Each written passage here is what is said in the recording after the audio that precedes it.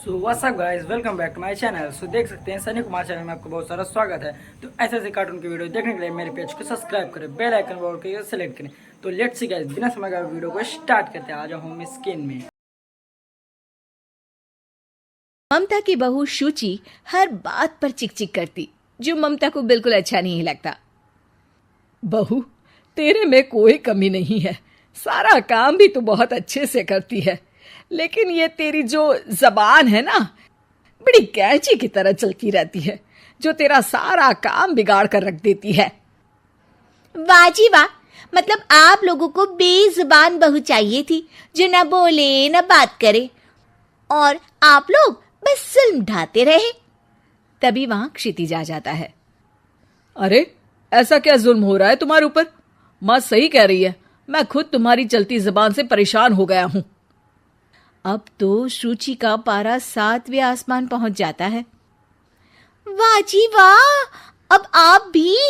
क्या नहीं किया मैंने आपके लिए, अपना सब कुछ दांव पर लगा दिया, लेकिन आप भी अपनी माँ की जुबान बोलने लगे। अरे यार, कैसी बात बोल रही हो? माँ की जबान, बीवी की जबान? अरे मेरी तो कोई जुबान है ही नहीं जैसे। देखो शुचि, माँ से बुरा व्यवहार मैं पसंद नहीं करूंगा।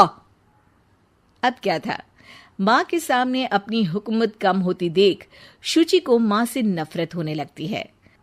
अगले दिन शुचि माँ के कमरे में जाती है। माँ, ये लीजिए गर्म पानी। पानी रखकर वो चली जाती है, लेकिन जैसे ही माँ गरारा करने लगती है, हाय रे, मैं तो जल गई। अरे पानी इतना गर्म क्यों दिया शुचि? मेरा तो पूरा का पूरा मुंह ही जल गया। वाह, मजा आ गया। लग रहा है गर्म पानी ने अपना काम कर दिया। अब और लगो ना मेरे मुंह।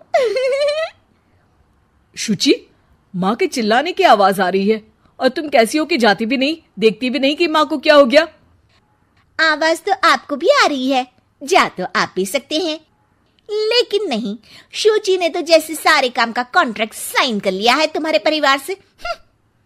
ये कहकर शुचि माँ के कमरे में जाती है, लेकिन जैसे ही वो कमरे में घुसती है, माँ जल्दी से शुचि को पकड़कर खींच लेती है और ऊपर एक बड़ी सी छिपकली गिरती है।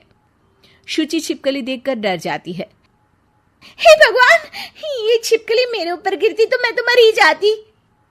हाँ बेटा, मैं जानती हूँ कि तू छिपकली से डरती है, और समय पर मेरी नजर पड़ गई। ऐसे मेरा मुंह जल गया है। प्लीज कुछ कर, रहा नहीं जा रहा है। शुचि को अपने किए पर पछतावा होता है और भागकर सास को बर्फ देती है। ये लीजिए, इसे मुंह में रख लीजिए, और गलती तो वैसे आपकी भी है, चेक करना चाहिए था ना आपको कि पानी कितना गर्म है। अरे 7 साल हो गए तेरी शादी को, तब तो चेक नहीं किया, अब क्यों करूं? वाह जी वाह, यहाँ भी मेरी ही गलती है। अरे इंसान हूँ, मशीन नहीं जो हमेशा सही रहूं। अच्छा, आज मैं दोपहर में सहेल के घर जा रही हूँ, अभी से बता देती हूँ। अरे हाँ हाँ, जाना, मैंने कब मना किया है? पता है नहीं किया, लेकिन बच्चे? हाँ हाँ, जैसे तू हमेशा बच्चों को साथ लेकर जाती है, मैं देख लूंगी ना। शुचि तैयार होकर सहेली के घर जाती है। अरे वाह शुचि, तेरी ड्रेस तो बहुत अच्छी है। तू ऐसे कपड़े पहन कर निकलती है तो तेरी सास कुछ नहीं कहती क्या? दूसरी सहेली बच्चा संभालती हुए कहती है। अरे सूची, सही है, तू एंजॉय भी कर लेती है लाइफ को, और बच्चा सास देख लेती है। तेरे तो मजे हैं भाई, मजे। अरे मजे कैसे, जब वो बोलती है ना तो बड़ा ही कड़वा बोलती है। रहने दे। अच्छा चल, मैं जा रही हूँ, डिनर भी तो बनाना है ना। शुचि ये बोलकर वहां से चली जाती है। घर आकर देखती है कि माँ बच्चों के साथ खेल रही है। आ गई बेटा? आना ही था ना, खाना कौन बनाएगा?